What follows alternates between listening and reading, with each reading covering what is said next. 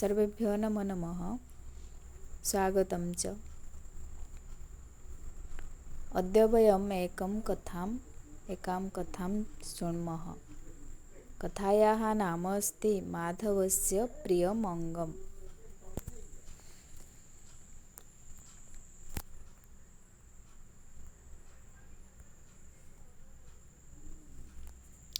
माधव नामकः एकः बालकः आसीत्। सः स्वप्ने स्वशरीरस्य अङ्गानि दृष्टवान्। तानि परस्परं चर्चां कुर्वन्ति स्म। माधव नाँରେ गोटे बालक थिला। से कଣ कଲା, ଶୋଇଥିବା ଅବସ୍ଥାରେ ସ୍ୱପ୍ନ ଦେଖିଲା। ସ୍ୱପ୍ନରେ ଅଙ୍ଗଗୁଡ଼ିକୁ ଦେଖିଲା। ସେମାନେ ପରସ୍ପର ଭିତରେ ଚର୍ଚ୍ଚା କରୁଥିଲେ। କ'ଣ ଚର୍ଚ୍ଚା କରୁଥିଲେ?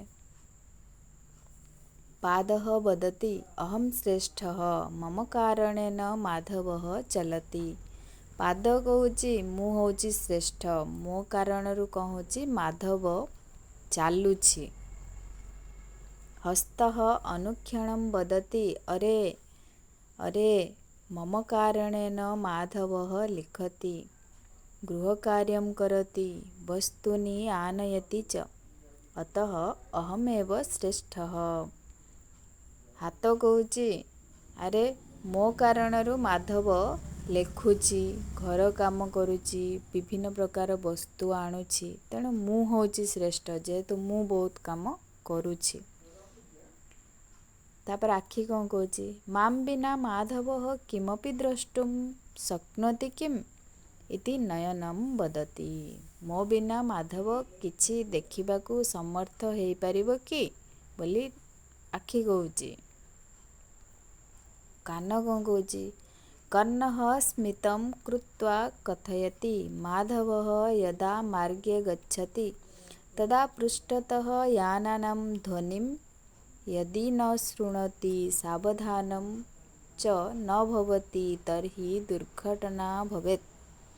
माधवः मम कारणेन एव शिक्षकस्य उपदेशं श्रुत्वा ज्ञानं वर्धयति, सङ्गीतं श्रुत्वा आनन्दं च अनुभवति। କାନ କହୁଛି ଟିକେ ହସିକି, ମାଧବ ଯଦି ରାସ୍ତାରେ ଯାଉଥିବା ସମୟରେ ପଛରୁ ଯାନବାହନର ଧ୍ୱନି ଯଦି ନ ଶୁଣିବ, ତେବେ ଯଦି ସାବଧାନ ନ ହେବ, ତେବେ କ'ଣ ହେବ? ତା ସହିତ ଦୁର୍ଘଟଣା ଘଟିବ। ଆଉ ସେ କ'ଣ କରୁଛି? ମୋ ପାଇଁ ସେ ଶିକ୍ଷକଙ୍କ ଠାରୁ ବିଭିନ୍ନ ଉପଦେଶ ପାଉଛି, ଜ୍ଞାନ ଆହରଣ କରୁଛି, ସଙ୍ଗୀତ ମାଧ୍ୟମରେ ନିଜ ମନକୁ ଆନନ୍ଦିତ କରୁଛି। ଝଟିତି ମୁଖಂ ସୂଚୟତି ଭୋ ସର୍ବେ ଶୃଣ୍ୱନ୍ତୁ, ମାଧବः ମମ କାरणेन ଭୋଜनं କରୋତି, ଭାଷणं କରୋति, ଶିକ୍ଷକस्य ପ୍ରଶ୍ନस्य उत्तरं वदति, मम साहाय्येन उदरमपि भोजनं प्राप्नोति, भवन्तः सर्वे सबला भवन्ति, अतः अहमेव श्रेष्ठः।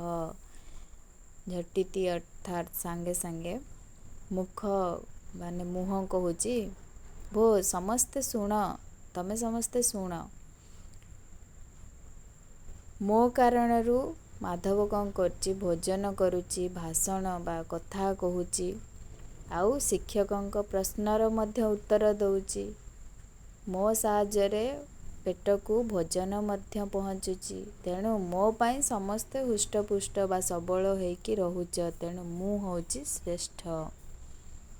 ଏମାନଙ୍କ କଥା ଶୁଣି ପେଟ କହୁଛି ଉଦରମ୍ ସୂଚୟତି ଭବତୁ ଭବତୁ କୋଲାହଲମ୍ ନ କୁର୍ବନ୍ତୁ, ବୟମ୍ ସର୍ବେ ମାଧବମ୍ ଏବ ପୃଚ୍ଛାମ କଃ ଶ୍ରେଷ୍ଠଃ ଇତି। ଏତିକିବେଳେ ପେଟ କହୁଛି ଥାଉ ଥାଉ, ତମେମାନେ ସେତିକି ଝଗଡ଼ା ଲାଗ, ଆମେ କ'ଣ କରିବା? ସିଧା ମାଧବକୁ ହିଁ ପଚାରିବା ଯେ ଆମମାନଙ୍କ ଭିତରୁ କିଏ ଶ୍ରେଷ୍ଠ ବୋଲି। ମାଧବः ବିଚାରୟତି ବୋଧୟତି ଚ। ମାଧବ ବିଚାର କଲା ଏମାନଙ୍କ କଥା ଶୁଣିକି, ତାପରେ ତାଙ୍କୁ ବୁଝଉଛି। କ'ଣ ବୁଝଉଛି? ମମ ଶରୀରସ୍ୟ ସର୍ବାଣି ଅଙ୍ଗାନି ମମ କୃତେ ଉପକାରକାଣି ସନ୍ତି, ଅହଂ ନୟନାଭ୍ୟାଂ ପଶ୍ୟାମି, କର୍ଣ୍ଣାଭ୍ୟାଂ ଶୃଣୋମି, ମୁଖେନ ଭାଷଣଂ କରୋମି, ଭୋଜनं କରୋମି ଚ, ଉଦରେଣ पाचनात् शक्तिं प्राप्नोमि, पादाभ्यां च चलामि, अतः भवन्तः सर्वे अपि श्रेष्ठाः, भवन्तः सर्वेपि मम प्रियाः। ମାଧବ ଏଠି କହୁଛି ମୋ ଶରୀରର ସବୁ ଅଙ୍ଗ ଗୁଡ଼ିକ ମୋ ପାଇଁ ଉପକାର କରୁଛନ୍ତି। ଅହମ୍ ମାନେ ମୁଁ ମୋର ଆଖି ସାହାଯ୍ୟରେ କ'ଣ କରୁଛି, ଦେଖୁଛି, କର୍ଣ୍ଣାଭ୍ୟାମ୍ କାନ ଦୁଇଟି ମାଧ୍ୟମରେ ଶୁଣୁଛି, ମୁଖେନ ମୁଖ ଦ୍ୱାରା ଭାଷଣ ଏବଂ ଚ ଭୋଜନ ଗ୍ରହଣ କରୁଛି, ଆଉ ଉଦର କ'ଣ କରୁଛି, ପାଚନ ଶକ୍ତି ଦ୍ୱାରା ମୋ ଶରୀରକୁ ଠିକ୍ ରଖୁଛି, ପଦଭ୍ୟାମ୍ ଚ ଚଲାମି ପାଦ ଦ୍ୱାରା ମୁଁ ଚାଲୁଛି, ଅତଃ ଭବନ୍ତଃ ସର୍ବେପି ଶ୍ରେଷ୍ଠାଃ ତ ତମେମାନେ ସମସ୍ତେ ମୋ ପାଇଁ ଶ୍ରେଷ୍ଠ, ଭବନ୍ତଃ ଅପି ମମ ପ୍ରିୟାଃ ତମେମାନେ ସମସ୍ତେ ମୋର ପ୍ରିୟ, କେହି ବି ନିକୃଷ୍ଟ ନୁହଁ କି ଛୋଟ ନୁହଁ, କେହି କାହାଠାରୁ ସମସ୍ତେ ନିଜ ନିଜ କର୍ତ୍ତବ୍ୟ ପାଳନ କରୁଛ ଏବଂ ମୋ ଶରୀରକୁ ଠିକ୍ ରଖୁଛ, ତେଣୁ ତମେମାନେ ସମସ୍ତେ ମୋର ପ୍ରିୟ ଅଙ୍ଗ। ଧନ୍ୟବାଦ।